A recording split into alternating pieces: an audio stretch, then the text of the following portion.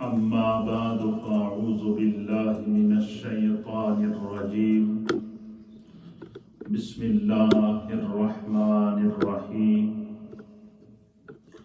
وإذا أنعمنا على الإنسان أعرض ونأى بجانبه وإذا مسه الشر كان يئوسا صدق الله مولانا العظيم وصدق رسوله النبي الأمين الكريم إن الله وملائكته يصلون على النبي يا أيها الذين آمنوا صلوا عليه وسلموا تسليما اللهم صل وسلم على سيد الأنبياء والمرسلين وعلى آله الطيبين وأصحابه الطاهرين أجمعين الصلاة والسلام عليك يا سيدي يا رسول الله وعلى آلك وأصحابك يا سيدي يا حبيب الله الصلاة والسلام عليك يا سيدي يا رسول الله وعلى آلك وأصحابك يا سيدي يا رحمة للعالمين.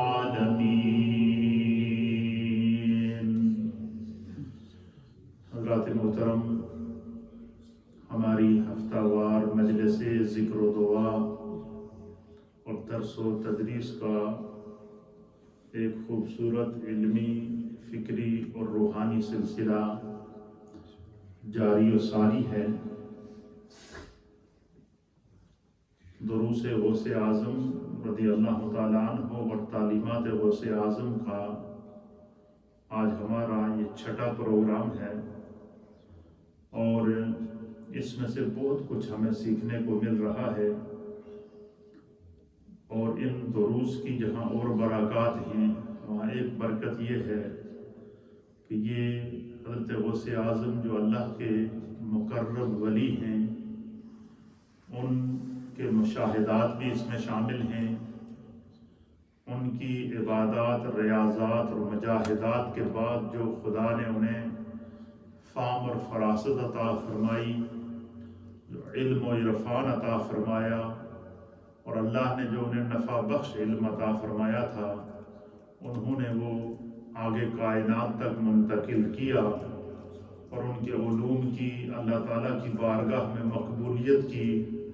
اس سے بڑی دلیل اور کیا ہو سکتی ہے کہ 1000 سال گزرنے کے بعد بھی آج بھی ان کی تعلیمات ہماری رہنمائی کر رہی ہیں. گزشتہ درس میں ہم نے سیکھا تھا کہ سرکار غوث اعظم رضی اللہ تعالیٰ عنہ نے ہمیں عمل کی ترغیب دی تھی کہ انسان جو نیک اعمال کرتا ہے اور عمل اللہ کی بارگاہ میں کب مقبول ہوتا ہے تو اس کے بارے میں آپ کو یاد ہوگا کہ سرکار غوث اعظم نے فرمایا تھا، ان کے دروس میں سے میں نے آپ کی خدمت میں پیش کیا تھا تو انہوں نے کہا تھا کہ ہر انسان جس کو خدا نے جتنا علم دیا ہے وہ اس علم پر عمل کا پابند ہے. کیا ہے؟ جتنا علم، یعنی اس کا معنی کیا ہوا کہ ہم میں سے کوئی بھی شخص یہ بہانہ نہیں کر سکتا کہ میں نے علم نہیں ہے. اچھا میں نے یہ گل دسو کہ اب صرف اسی اصول کو لے لیں کہ آپ نے فرمایا اچھا یہ انہوں نے امت کے لیے کتنی بڑی آسانی کر دی اور اس کے اوپر انہوں نے دلیل دی ہے. انہوں نے فرمایا کہ میرے رب کا فیصلہ ہے. اللہ تعالیٰ فرماتا ہے کہ لا یکلف اللہ نفسا الا وسعها. فرماتے ہیں کہ اللہ تعالیٰ کسی بھی نفس کو، کسی بھی جان کو اس کی طاقت سے زیادہ مکلف نہیں کرتا. اب یہ دیکھیں کوئی بندہ اگر روزہ رکھتا ہے تو روزے کی حالت میں اگر کسی نے بھول کر پیٹ بھر کے کھانا کھا لیا، اس کو خیال نہیں رہا کہ مجھے روزہ تھا، پورا سیر ہو کر کھانا کھانے کے بعد پانی پینے کے بعد، تسلی کرنے کے بعد، کوئی 1 گھنٹے بعد، 10 منٹ بعد یا فراغت کے بعد اسے خیال آیا کہ بھائی مجھے تو روزہ تھا. اب حکم کیا ہے شریعت کا کہ اس کا روزہ قائم ہے. کیا ہے؟ کیونکہ وہ اس نے بھولے سے جو ہے وہ کھایا پیا ہے، اور وہی روزہ اگر کسی نے جان بوجھ کر کچھ نہ بھی کھایا ہو، صرف اتنا کہ ایک دانہ اٹھا کر منہ کے اندر ڈالا، کتنا؟ ایک دانہ اٹھا کر منہ کے اندر ڈالا، لیکن اس کو علم تھا کہ مجھے روزہ ہے، اب کیا حکم ہے کہ تمہارا روزہ ٹوٹ گیا ہے اور تو گناہگار ہے. اور اتنا گناہگار ہے کہ اگر تو اس روزے کے بدلے میں 2 مہینے لگاتار روزے رکھتا رہی تو پھر بھی اس روزے کے اجر و ثواب کو نہیں پہنچ سکتے. اب یہ شریعت کا آپ اصول دیکھیں، ایک طرف اصول ہے اور دوسری طرف رعایت بھی موجود ہے کہ بھولے سے اگر پیٹ بھر کے کھا لیا روزہ نہیں ٹوٹا. کیوں؟ بھولے سے کھایا، علم نہیں تھا، بے خیالی میں کھا گیا، فرمایا روزہ قائم ہے. لیکن اگر جان بوجھ کر ایک دانہ بھی کھا لیا تو گناہگار بھی ہے اور روزہ ٹوٹ بھی گیا. اس لیے فرماتے ہیں سرکار غوث اعظم کہ اللہ فرماتا ہے کہ میں اپنے بندے کو اس کی جان سے زیادہ مکلف کرتا ہی نہیں ہوں. اس لیے اسی آیت کے اگلے حصے میں پھر دعا بھی بتا دی. پہلے کیا فرمایا کہ لا یکلف اللہ نفسا الا وسعها، کہ اللہ تعالیٰ کسی بھی جان کو اس کی وسعت سے زیادہ مکلف نہیں کرتا. اور پھر آگے دعا شروع ہو جاتی ہے کہ بندہ دعا کرتا جاتا ہے. تو اور پھر اسی دعا کے اندر ایک جملہ یہ بھی ہے کہ اپنے رب سے یہ بھی دعا کرو کہ ربنا ولا تحملنا ما لا طاقت لنا به، اللہ میرے تے ایسا بوجھ نہ پائیں جن چاند دی میں طاقت نہ ہو. ساتھ میں اللہ تعالیٰ عاجزی بھی سکھا رہا ہے کہ اپنے رب سے مانگو کہ اللہ مجھے کسی ایسی آزمائش میں نہ ڈالنا، کسی ایسے بوجھ تلے نہ لانا جس کے اٹھانے کی مجھ میں طاقت اور ہمت نہ ہو. تو سرکار غوث اعظم فرماتے ہیں کہ اللہ تعالیٰ نے ہر انسان کو اتنا مکلف کیا ہے جتنا اس کو علم ہے. اچھا فرمایا کہ قیامت کے دن جب حساب و کتاب ہوگا ہماری نیکیوں کا، تو حضرت غوث اعظم رضی اللہ تعالیٰ عنہ فرماتے ہیں کہ انسان کو اس سے یہی پوچھا جائے گا کہ تو یہ بتا کہ جتنا تو علم جانتا تھا، یہ حدیث کا مفہوم ہے، نبی علیہ السلام نے حدیث کے اندر بھی یہ فرمایا کہ اللہ تعالیٰ بندے سے فرمائے گا کہ جتنا علم تو جانتا تھا، جتنا دین تو جانتا تھا، جتنا تیرے کو علم تھا، اس کے مطابق تو نے کتنا عمل کیا. اچھا اب کیا مثلا اب دیکھیں، اب اس کو سمجھنے کے لیے ایک اور بڑی آسان دلیل ہے. میں بہت آسان پرائے میں درس دیتا ہوں کہ میری خواہش بھی یہی ہوتی ہے کہ جس وقت تسی تو اٹھ کے جاؤ نا، انشاءاللہ تسی بھولو گے نہیں. جب بھی آپ نیکی کریں گے آپ کو انشاءاللہ یہ بات اس فقیر کی ضرور یاد آئے گی کہ ہم نے اپنی نیکی کی کیسے حفاظت کرنی ہے، اپنی نیکی کو کیسے بچانا ہے. تو حضرت غوث اعظم رضی اللہ تعالیٰ عنہ فرماتے ہیں کہ انسان کو جتنا علم اللہ نے عطا کیا ہے اس علم کے مطابق بندہ کوشش کرے کہ یہ اس چیز کا مجھے علم ہے، مجھے اس پر عمل کرنا ہے. اچھا آپ مجھے یہ بتائیں کہ اتنا علم تو ہمیں ہے نا کہ اللہ تعالیٰ نے ہم پر 5 نمازیں دن رات میں فرض کی ہیں. یہ علم آ گیا نا. کوئی بندہ یہ نہیں کہہ سکتا کہ مجھے معلوم نہیں. ہمارے ہاں تو بڑی جلدی لوگ جان چھوڑا دیتے ہیں کہ میں نے تو پتہ ہی نہیں سی. لیکن سرکار غوث اعظم فرماتے ہیں کہ باقی چھوڑو، جتنی مائیں بہنیں بزرگ نوجوان سوشل میڈیا کے ذریعے مجھے سن رہے ہیں، یہ پیغام غوث اعظم ہے.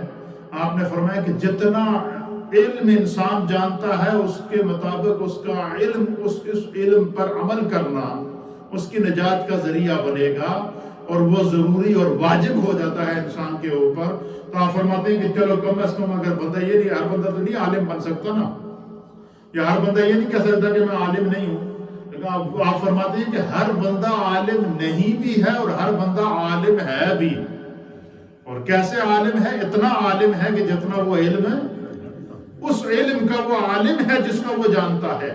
تو آپ فرماتے ہیں کہ جتنا علم تم جانتے ہو اس پر عمل کرو اور پھر اس عمل کی حفاظت کرو، اس نیکی کی حفاظت کرو تو فرمایا خدا تمہیں دنیا میں بھی سرخرو کرے گا، آزمائشوں سے بھی بچا کے رکھے گا، قبر اور حشر کے اندر بھی اللہ عزتیں عطا فرمائے گا۔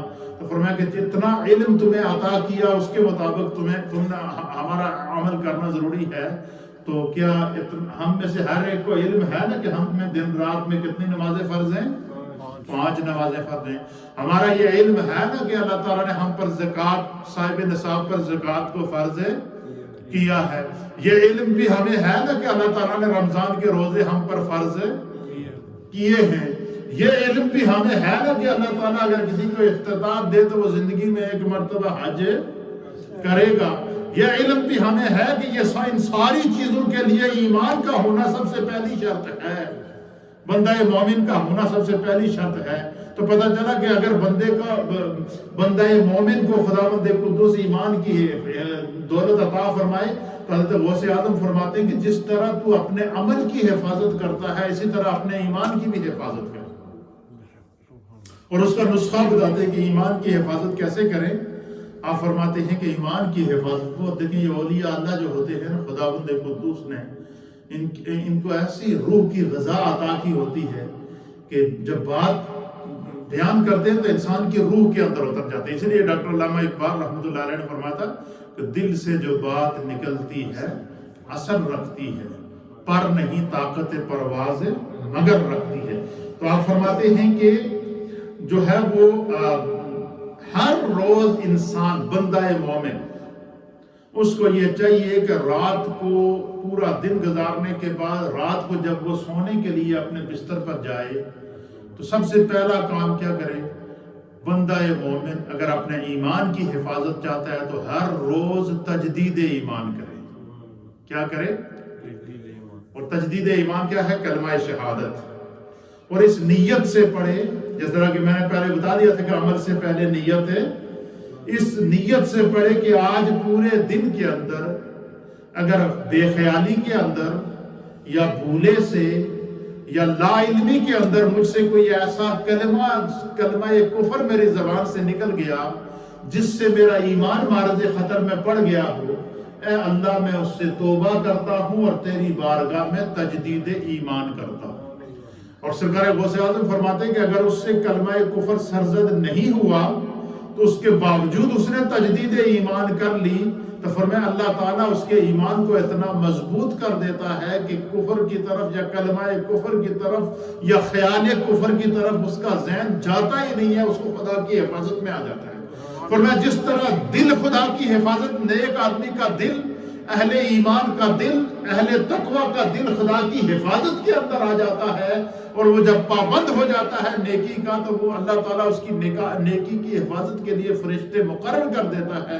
فرمایا جس شخص کو اپنے ایمان کی فکر ہو وہ ہر روز تجدید ایمان کرے، ایک بات۔ دوسرا فرماتے ہیں کہ کثرت استغفار سے تمہاری نیکی کی حفاظت ہوگی۔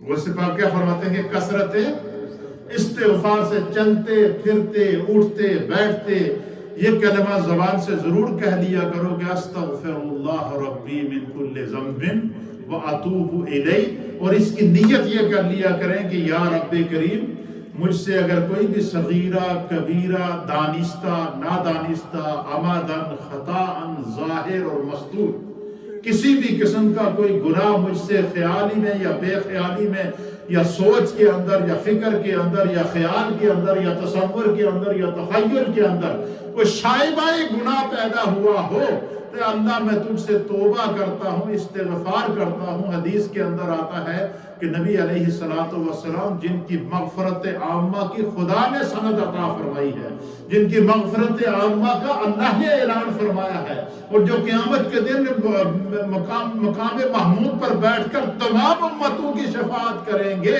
اللہ کے حبیب علیہ السلام کی عجز اور انکساری کا یہ عالم تھا کہ ایک روایت کے مطابق ایک دن میں 100 مرتبہ سرکار خود استغفار کیا کرتے، اور قرآن پاک میں بھی اللہ تعالیٰ اذا جاء نصر اللہ والفتح یہ اس صورت کے اندر فرمایا اللہ تعالیٰ نے کہ اذا جاء نصر اللہ والفتح، کیا محبوب آپ نے نہیں دیکھا کہ جب اللہ تعالیٰ کی مدد آپ کو پہنچی اور خدا نے آپ کو فتح اور نصرت عطا فرمائی، اور آپ نے دیکھا کہ یدخلون فی دین اللہ افواجا، کہ لوگ فوج در فوج اسلام کے اندر، دین کے اندر داخل ہونا شروع ہو گئے۔ فرمایا یہ آپ کے رب کا آپ پر کرم ہے، آپ یہ سارے اللہ کے انعام کے اوپر ایک کام ضرور کیا کریں، وہ کیا؟ وَاسْتَغْفِرْهُ، اے محبوب اپنے رب کی استغفار ضرور کیا کریں، اپنے رب کی بارگاہ میں استغفار کیا کریں۔ إِنَّهُ كَانَ تَوَّابًا، جب بھی آپ استغفار کریں گے کہ تو آپ کا رب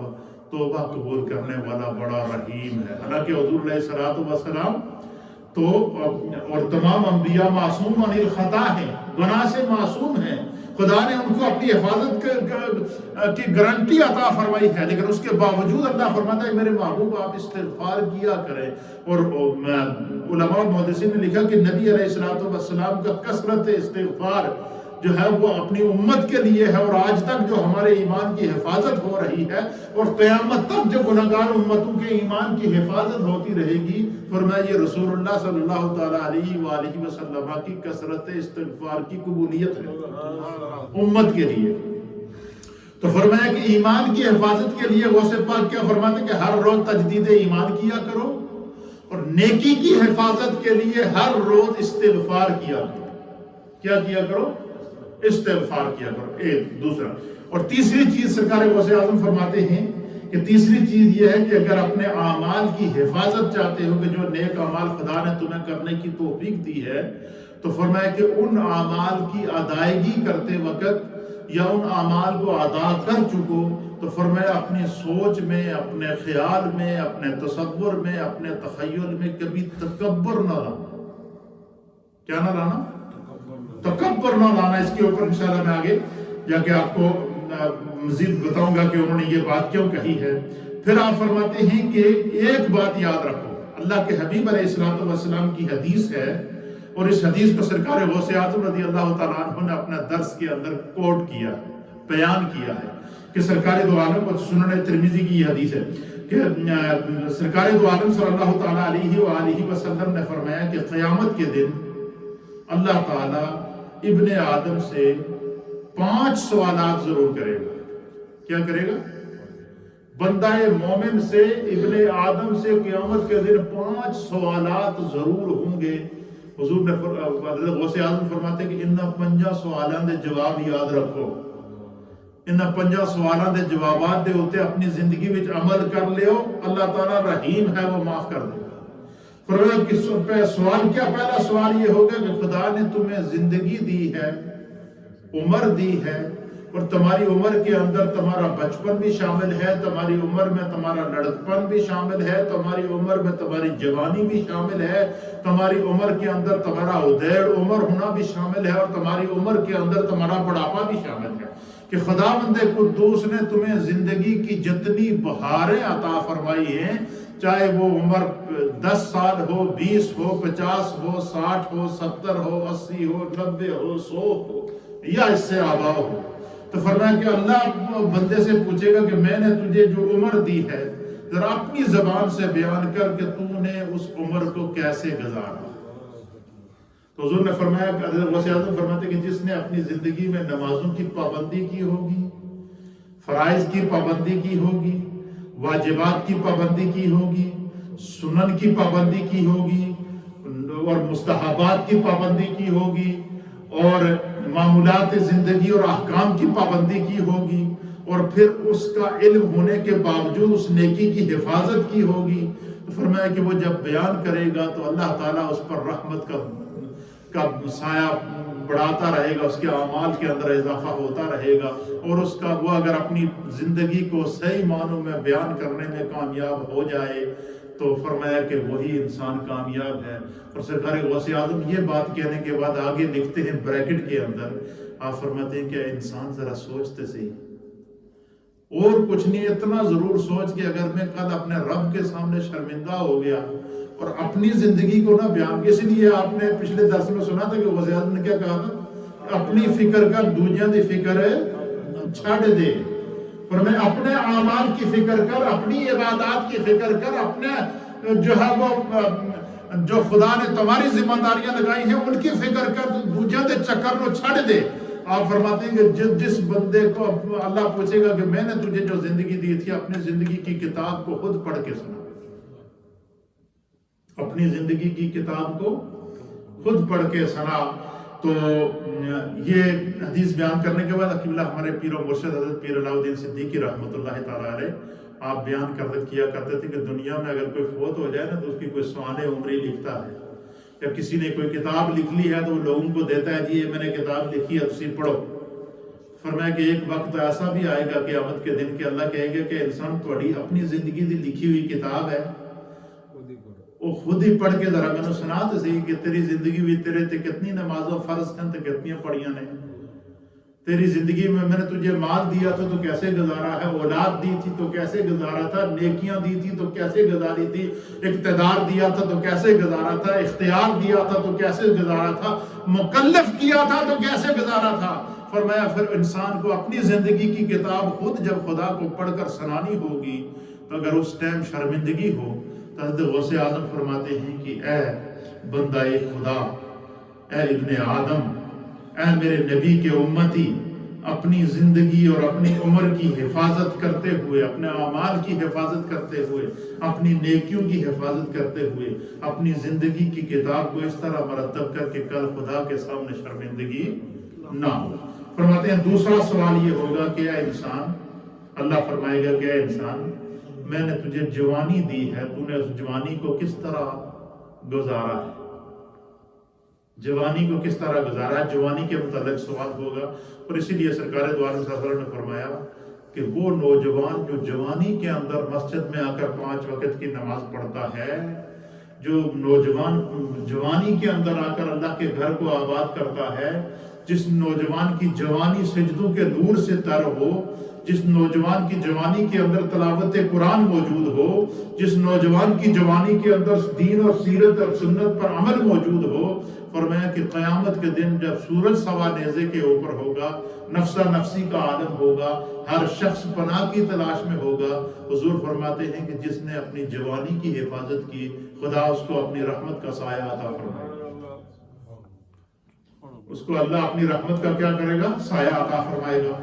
اور تیسری چیز فرمایا کہ اس کے متعلق بھی سوال ہوگا کہ تو نے دنیا میں مال کمایا ہے، کاروبار بھی کیا ہے، تمہارا بینک بیلنس بھی تھا، تمہارے پاس جب وہ ماہانہ اخراجات گزارنے کا اتنا خرچہ موجود تھا، تمہارے پاس اتنا عرصہ جاب رہی ہے، ذرا یہ تو بتا کہ اس مال کو تم نے کیسے کمایا، مال کو کیسے کمایا۔ اور یہ بات بیان کرنے کا مقصد کیا ہے حدیث کے اندر، اس لیے کہ بندہ جتنا مرضی کمائے، فرمایا جتنا مرضی کمائے اس کی پابندی نہیں ہے، لیکن فرمایا جائز ذرائع کے ساتھ کمائے، حلال ذرائع کے ساتھ کمائے، محنت کے ساتھ کمائے۔ حرام کے مال کا نہ صدقہ قبول ہوگا، حرام مال کی نہ زکوٰۃ قبول ہوگی، بلکہ حرام مال جہنم کا ایندھن بنے گا اور وہ انسان کو جلائے گا۔ فرمایا جو مال کمایا ہے اس کے بارے میں پوچھا جائے گا کہ کیسے کمایا ہے، اور فرمایا کہ چوتھی چیز پوچھی جائے گی کہاں خرچ کیا ہے، اور پانچویں چیز کیا پوچھی جائے گی کہ جتنا دین تو جانتا تھا اس پر کس قدر عمل کیا۔ یہ بات بیان کرنے کے بعد آخری بات سرکار غوث اعظم رضی اللہ تعالیٰ عنہ نے فرمایا کہ ہم اپنے اعمال کی جو حفاظت ہے وہ کیسے کر سکتے ہیں، اس کو بیان کرتے ہوئے آپ فرماتے ہیں کہ اعمال کی حفاظت کا سب سے بہترین طریقہ کیا ہے۔ فرمایا کہ اپنی سوچ، خیال، فکر، تصور اور تخیل کو تکبر سے پاک رکھو، دکھاوے سے پاک رکھو۔ اسی لیے فرمایا کہ عمل کے اندر اخلاص کا ہونا ضروری ہے۔ پھر آپ مثال دیتے ہیں کہ دیکھو جو شیطان تھا، شیطان کا جو نام، اس کا نام شیطان نہیں ہے، اس کا جو اصل نام ہے وہ عزازیل۔ شیطان کا اصل نام کیا تھا؟ عزازیل۔ اور یہ فرشتوں، یہ معلم الملکوت تھا، فرشتوں کا استاد تھا، اتنا پڑھا لکھا تھا، لیکن اس کے سارے اعمال ضائع ہو گئے اس کی ساری نیکیاں ضائع ہو گئیں، ساری عبادات ضائع ہو گئی، صرف کیا؟ تکبر کیا، اس کے سوچ کے اندر تکبر آ گیا تھا، اور اللہ تعالیٰ نے ابا واستکبر وکان من الکافرین جو ہے وہ سورہ بقرہ کے اندر فرمایا کہ اس نے تکبر کیا اور وہ کافروں میں سے ہو گیا۔ سرکار غوث اعظم فرماتے ہیں کہ عمل جتنا کر سکتے ہو کرو، لیکن وہ ریا سے پاک ہونا چاہیے، دکھاوے سے پاک ہونا چاہیے، تکبر سے پاک ہونا چاہیے۔ اور یہ عمل، اس سے مراد کوئی بھی زندگی کا عمل ہو، اس کے اندر تکبر لے کر جو بندہ آئے گا، سمجھ لو اس کی فرمایا اس کی نیکی ضائع ہو جائے گی۔ اور اس کی مثال کیا ہے؟ شیطان کو کا علم اس کو کام نہ آیا۔ پھر فرماتے ہیں کہ اعمال اور فروعات دینیہ کو نقصان دینے والی تمام آفات میں سب سے مضر اگر کوئی چیز ہے جو انسان کے اعمال کو اسی وقت ضائع کر دیتی ہے، فرمایا وہ تکبر ہے۔ فرمایا کبھی بھی اپنے کسی بھی عمل کے اندر تکبر لے کر نہ آنا، جتنی عاجزی کرو گی۔ حضرت شیخ سعدی رحمۃ اللہ علیہ فرماتے ہیں نا کہ جب پھلدار درخت پہ پھل لگتا ہے تو اس کی شاخ جھک جاتی ہے، اور جس پہ پھل نہیں ہوتا تو اس کی شاخیں اوپر جاتی ہے۔ تو فرمایا جتنی اور اس پھل سے وہ اللہ تعالیٰ کائنات کو فائدہ دیتا ہے، تو آپ فرماتے ہیں کہ جتنی بندہ عاجزی کرے گا اتنی اس کی جنت کے اندر نعمتوں میں خدا کیا کرے گا؟ اضافہ فرمائے گا۔ آپ فرماتے ہیں کہ جب یہ مرض کبر بڑھ جاتا ہے تو اس کا علاج مشکل ہو جاتا ہے۔ یہ بات یاد رکھنا کہ اپنے اعمال کے اندر اگر ذرا سا بھی تکبر آیا تو آپ فرماتے ہیں کہ اس کا علاج مشکل ہو جاتا ہے، پھر بات ہاتھ سے نکل جاتی ہے، اور پھر اس سے اور ہزاروں کہتے ہیں پھر اس تکبر سے ہزاروں طرح کی بیماریاں اور پیدا ہوتی ہیں، اور ان بیماریوں میں تکبر سے کفر آ جاتا ہے، تکبر سے نفاق آ جاتا ہے، تکبر سے اعمال ضائع ہو جاتے ہیں، تکبر سے بندہ معتوب ہو جاتا ہے، تکبر سے بندہ ظالم بن جاتا ہے، تکبر کے جب کرتا ہے تو جھوٹ بولتا ہے، اور پھر اسی طریقے سے فرمایا ایک تکبر کی وجہ سے اس کے اندر جس طریقے سے کسی انسان کے اندر ایک ہزاروں بیماریاں اکٹھی آ جائیں تو بندہ سوچتا ہے کس کس کا علاج کراؤں۔ تو فرمایا جب انسان کے تمام اعمال اور تمام نیکیاں، چاہے وہ نماز ہو، زکوٰۃ ہو، حج ہو اور اعمال صالحہ ہوں، فرمایا اگر ان کو بچانا ہے تو اپنی زندگی میں، اپنے سوچ میں، اپنے عمل میں کبھی تکبر نہیں لائیے گا۔ سرکار غوث اعظم فرماتی ہیں یہ تکبر سے بچو گے تو اپنے سمجھ لو تمہاری نیکی کی حفاظت ہوگی۔ پھر فرماتے ہیں اس سے ہزاروں قسم کی بیماریاں پیدا ہوتی ہیں۔ پھر فرماتے ہیں کہ باقی ہزاروں بیماریاں تو پیدا ہوتی ہی ہوتی ہیں، لیکن سرکار غوث اعظم فرماتے ہیں کہ اس میں 4 خرابیاں تو لازمی ہیں۔ کیا ہیں؟ پھر ان 4 خرابیوں کی نشاندہی فرماتے ہیں کہ وہ 4 خرابیاں کون سی ہیں، ان سے بندہ بچے تو وہ تکبر سے کیا ہو سکتا ہے؟ بچ سکتا ہے۔ فرمایا وہ 4 خرابیاں، ان میں سے ایک یہ ہے کہ جو بندہ تکبر کرتا ہے، فرمایا وہ حق سے محروم ہو جاتا ہے، وہ سچ سے محروم ہو جاتا ہے، وہ حق بات سے محروم ہو جاتا ہے۔ فرمایا کہ وہ محروم ہو جاتا ہے، اور اللہ کی آیات، اللہ تعالیٰ کی نشانیاں دیکھنے سے اندھا ہو جاتا ہے۔ دوسری خرابی کیا ہے کہ اللہ تعالیٰ کی نشانیاں دیکھنے سے اندھا ہو جاتا ہے۔ اور تیسری کیا ہے کہ احکام خداوندی کے فہم کے متعلق اس کا ذہن شک ہو جاتا ہے، اس کا ذہن بند ہو جاتا ہے۔ فرمایا کہ وہ کند ذہن بھی ہو جاتا ہے، اس کا دل سیاہ اور اندھا بھی ہو جاتا ہے تکبر کی وجہ سے، اور فرمایا کہ وہ جو ہے وہ حق سے محروم ہو جاتا ہے۔ اور فرماتے ہیں کہ یہی وجہ ہے کہ اللہ تعالیٰ نے قرآن حکیم فرقان مجید میں آگے آیت لے کر آئے ہیں کہ اللہ تعالیٰ نے قرآن حکیم فرقان مجید کی سورۃ الاعراف کی آیت نمبر 136 کے اندر ارشاد فرمایا کہ سَأَصْرِفُ عَنْ آیَاتِیَ الَّذِینَ یَتَکَبَّرُونَ فِی الْأَرْضِ بِغَیْرِ الْحَقِّ۔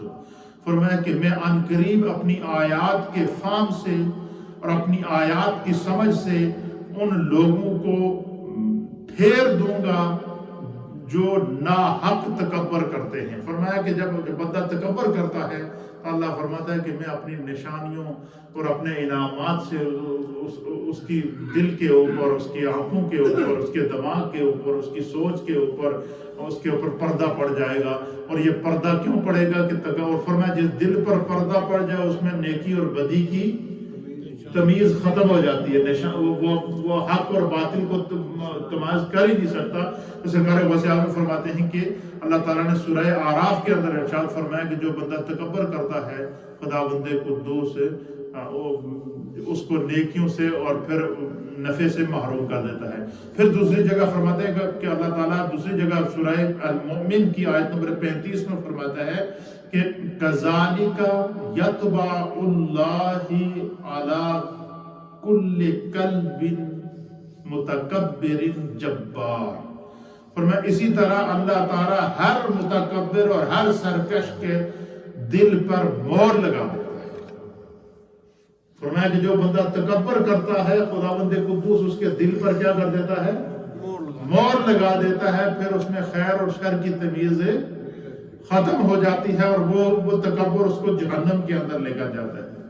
پھر فرماتے ہیں تکبر کی دوسری خرابی یہ ہوتی ہے کہ اللہ تعالیٰ تکبر کرنے والے پر غصے اور اس سے ناراض ہو جاتا ہے۔ چنانچہ اللہ تعالیٰ نے قرآن حکیم فرقان مجید کی سورہ النحل کی آیت نمبر 23 کے اندر ارشاد فرمایا اِنَّهُ لَا يُحِبُّ الْمُسْتَكْبِرِينَ کہ اللہ تعالیٰ متکبر لوگوں کو پسند نہیں کرتا۔ پھر خدا بھی ان سے منہ پھیر لیتا ہے، اللہ تعالیٰ بھی ان سے منہ پھیر لیتا ہے۔ اور فرماتے ہیں کہ حضرت موسیٰ علیہ السلام نے اللہ تعالیٰ کی بارگاہ میں عرض کیا کہ یا خداوند قدوس سب سے زیادہ اللہ تعالیٰ کو ناراض، اللہ تعالیٰ سب سے زیادہ ناراض کس چیز سے ہوتا ہے؟ حضرت موسیٰ علیہ السلام کو طور پر گئے، اللہ تعالیٰ کی بارگاہ میں عرض کیا کہ یا اللہ وہ کون سا عمل ہے کہ جس سے تو سب سے زیادہ ناراض ہوتا ہے؟ تو حضرت موسیٰ علیہ السلام کی طرف اللہ تعالیٰ نے وحی کی اور فرمایا جس کے دل میں ذرہ بھر بھی تکبر ہوگا اور جس کی زبان ترشت ہوگی، یعنی جڑا بندہ گفتگو کرتے ہوئے ہر وقت غصے ہی رہتا ہے، ہر وقت غصے ہی رہتا ہے، چنگی گل بھی کرے گا پھر بھی سر میں سوٹا مار کے کرے گا، تو بری بات تو ہوتی ہی بری ہے۔ تو فرمایا کہ موسیٰ علیہ السلام نے اللہ کی بارگاہ میں عرض کیا کہ یا اللہ وہ کون سا عمل ہے کہ جس سے خدا اللہ تو سب سے زیادہ ناراض ہوتا ہے؟ اللہ نے فرمایا کہ سب سے پہلی بات یہ ہے کہ جو بندہ تکبر کرتا ہے میں اس سے ناراض ہو جاتا ہوں، اسی وقت ناراض ہوتا ہوں۔ جس کا لہجہ ترشت ہو، سخت لہجے والا بندہ، جس کے اخلاق نہ ہو اور ہر وقت لوگوں کو جو اس کے بلکہ بندہ اس کے پاس سے گزرے تو کہتے یار یہ گل نہ ہی کریے تو چنگا، ہماری طرف مثال مشہور ہے کہ پیڑے بولن گولو چپ چنگا ہے، یہ بات مثال مشہور ہے نہیں، بزرگوں نے بڑے بڑے تجربات ہوتے ہیں۔ فرمایا جو جس بندے کا لہجہ صحیح نہ ہو، غصے میں رہتا ہو، ترشت بات کرتا ہو، سخت بات کرتا ہو، بد اخلاقی اس کا شعار ہو، فرمایا اس بندے سے خدا ناراض ہو۔ اب مجھے بتائیں نا کہ اچھا آپ اس کی وجہ کیا ہے؟ اس کی وجہ کہ کوئی بھی بندہ اگر آپ سے سخت لہجے میں بات کرے گا آپ فوراً اس سے ناراض ہوں گے یا نہیں ہوں گے؟ آپ اسی وقت اس سے ہم ناراض ہو جاتے ہیں کہ بھائی دیکھو یار اس بندے کو گل کرنے کی تمیز ہی نہیں ہے، یہ ہم کہتے ہیں یا نہیں کہ اس بندے کو گل کرنے کی تمیز ہی نہیں ہے۔ جب ہم ایک دوسرے سے جب سخت بات کو، ترشت بات کو برداشت نہیں کر سکتے تو حضرت موسیٰ علیہ السلام فرماتے میرے رب نے فرمایا کہ جڑا بندہ سخت لہجے دے نال، بد اخلاقی دے نال اور ہر وقت جہاں وہ غصے ہی ڈوبیا رہتا ہے اور پیار سے بات نہیں کرتا، اور اس طرح کا جو تکبر ہے نا زیادہ تر ان لوگوں میں آتا ہے جو بڑے بڑے منصبوں پر فائز ہیں، بڑے بڑے عالم ہیں، بڑے بڑے پیر ہیں، جن کو خدا جو ہے وہ کوئی منصب عطا فرما دے تو وہ جناب اپنے شاگردوں کو، اپنے مریدوں کو وہ جو ہے وہ اس طرح کے لہجوں سے بات کرتے ہیں۔ اس چیز سے انتہا درجے کی احتیاط کرنی چاہیے کہ اگر مخلوق کسی سے محبت کرتی ہے، آپ اگر مجھ سے محبت کرتے ہیں تو کسی دینداری کی وجہ سے کرتے ہیں نا۔ اب میں جناب آپ کو ڈانٹتا پھروں، آپ سے سلام نہ کروں، آپ سے سیدھے منہ بات نہ کروں، آپ مجھے گھر پہ بلائیں، مجھے عزت دیں اور میں آگے سے جناب علی ہر وقت منہ چڑھائے رکھوں، تو اللہ موسیٰ علیہ السلام فرماتے ہیں کہ رب کریم ایسے شخص سے ناراض ہوتا ہے۔ کیا ہوتا ہے؟ ناراض ہوتا ہے۔ اور تیسری چیز کیا ہے فرماتے ہیں کہ موسیٰ علیہ السلام میرے رب نے فرمایا کہ اللہ نے فرمایا کہ میں اس شخص سے بھی ناراض ہوتا ہوں جس کی آنکھوں میں حیا نہ ہو. کیا ہو؟ جس کی آنکھوں میں حیا نہ ہو. اس لیے فرمایا کہ الحیاء من الایمان، یہ حیا جو ہے یہ ایمان کا حصہ ہے. اس کے اوپر بھی ایک حدیث. اور چوتھی چیز کیا ہے؟ فرمایا کہ جس کے ہاتھ بخیل ہوں. کیا مطلب؟ اللہ نے دولت دی ہے تو زکوٰۃ نہیں نکال رہا، اللہ نے دولت دی ہے تو صدقہ نہیں نکال رہا، اللہ نے کوئی منصب دیا ہے تو وہ جناب اپنے ہاتھ کو کھینچ کے رکھتا ہے. فرمایا بخیل انسان سے بھی اللہ تعالیٰ جلدی ناراض ہو جاتا ہے، اور جو بد اخلاق ہو خدا اس سے بھی ناراض ہو جاتا ہے. فرمایا کہ ان تمام چیزوں سے بچنے کے لیے بندہ مومن کو ہر لمحہ اور ہر گھڑی کیا کرنا چاہیے؟ اپنے آپ کو محفوظ رکھنا چاہیے، اپنے رب کی بارگاہ میں دعا کرنی چاہیے کہ اللہ تعالیٰ فرمایا کہ اگر ہم یہ کام کر لیں کہ تکبر نہ کریں، عاجزی لے کر آئیں، اپنی آنکھوں میں حیا لے کر آئیں، اپنی زبان میں اخلاق لے کر آئیں، اور اپنے دل کے اندر خوف خدا لے کر آئیں، اور ایمان کے نور سے اپنے دل کو بھر دیں، تو سرکار غوث اعظم رضی اللہ تعالیٰ عنہ فرماتے ہیں کہ اس شخص کی نیکی کی خدا حفاظت کرتا ہے. کیا کرتا ہے؟ اس کی نمازوں کی خدا حفاظت کرتا ہے. اس کے روزوں، کیوں؟ اس کی نماز میں تکبر اور دکھاوا نہیں. اس کے روزوں کی خدا حفاظت کرتا ہے، کیوں؟ اس کے روزوں میں تکبر اور دکھاوا نہیں. اس کی دولت کی خدا حفاظت کرتا ہے، کیوں؟ اس کی دولت میں تکبر اور دکھاوا نہیں. اس کے کاروبار کی خدا حفاظت کرتا ہے، کیوں؟ اس کے کاروبار کے اندر تکبر اور دکھاوا نہیں. اور اس کی زندگی کے تمام معاملات کی خدا حفاظت کرتا ہے، کیوں؟ اس کے اندر تکبر کا شائبہ نہیں ہے، اس کی بد اخلاقی نہیں ہے. اور فرمایا کہ اس کا دل جو ہے وہ مومن کے لیے اور اللہ کی مخلوق کے لیے ہمیشہ صاف رہتا ہے، اور وہ کثرت سے استغفار کرتا ہے، اور فرمایا تجدید ایمان کرتا رہتا ہے. حضرت غوث پاک نے یہ 4 بڑے آسان نسخے ہیں. شاید آپ کو اتنی لمبی تقریر یاد نہ ہو، لیکن یہ 4 نسخے یاد رکھیے گا کہ تکبر ہم نے کسی بھی عمل میں نہیں کرنا. اپنے ایمان کی حفاظت کرنی ہے. کیسے؟ ہر روز تجدید ایمان کر کے. اپنے ایمان کی حفاظت کیسے کرنی ہے؟ ہر روز تجدید ایمان. اور اپنی نیکی کی حفاظت ہم نے کیا کرنی ہے؟ ہر روز استغفار کر کے. یہ غوث پاک نے نسخے بتائے ہیں، یعنی اپنی نیکیاں بچانے کے لیے، اپنے ایمان کو بچانے کے لیے، اور قیامت کے دن خدا کی بارگاہ میں سرخرو ہونے کے لیے، اور پھر سرکار دو عالم صلی اللہ علیہ وسلم کی شفاعت کا پروانہ پانے کے لیے. سرکار غوث پاک رضی اللہ تعالیٰ عنہ ہمیں یہ کیا بتا رہے ہیں؟ یہ زندگی گزارنے کے اصول بتا رہے ہیں. تو ہم نے کتنی چیزیں سیکھی ہیں کہ ہم نے اپنے ایمان کی حفاظت کرنی ہے. اور کیسے کرنی ہے؟ تجدید ایمان سے. اور دوسری چیز کیا کہ ہم نے اپنی نیکی کی حفاظت کرنی ہے. کیسے؟ استغفار سے. اور چوتھی چیز کیا ہے کہ ہم نے اپنی عبادات کی حفاظت کرنی ہے. کس سے؟ تکبر سے، دکھاوے سے، ریا سے. اور اسی طریقے سے جو ہے وہ ہم نے اپنے دل کے اندر نرمی پیدا کرنی ہے، دل کی سختی کو دور کرنا ہے، اور اپنے لہجے کی ترشتگی کو، سختی کو ختم کر کے اپنے اخلاق کے اندر، کردار کے اندر، افکار کے اندر مٹھاس لے کر آنی ہے.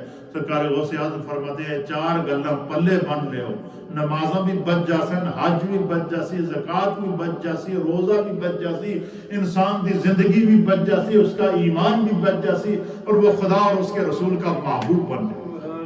کتنا آسان نسخہ ہے. اللہ تعالی ہمیں دین کو سمجھنے کی توفیق عطا فرمائے. تھوڑا سا ذکر